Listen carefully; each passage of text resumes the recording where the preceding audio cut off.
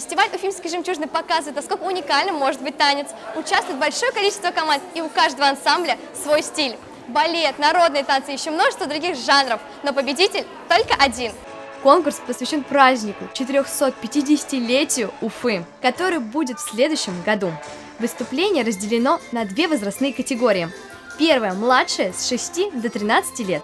Вторая – ребята постарше, с 13 до 17 лет.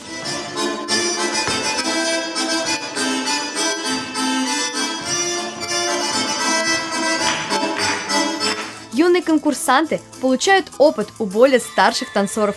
Участвует немало коллективов. Воспитанники образцового ансамбля «Жемчужины» школы 119 и «Бисеринки» Центра детского творчества «Сулпан» показывают хорошие результаты.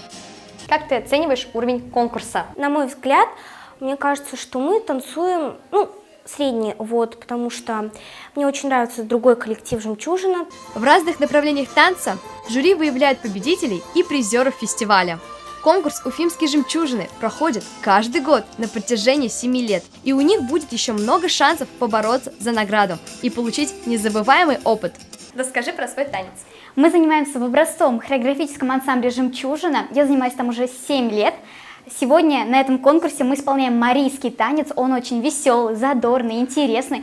Коллектив ансамбля «Жемчужины» не раз становился обладателем гран-при в номинации «Хореография. Народный танец». Фестиваль расширяет для зрителей и для самих участников границы искусства танца. Ребята сами выбирают стиль танца и становятся в этом направлении лучшими. А конкурс помогает им в достижении целей и задач. Каждая команда готовит свой неповторимый номер. Танцы – это достаточно непросто. Мало желания только танцевать, нужно еще огромное количество упорства. Пожелаем удачи нашим творческим личностям. Кира Ацховская, Рамазан Мусин специально для Горы новостей.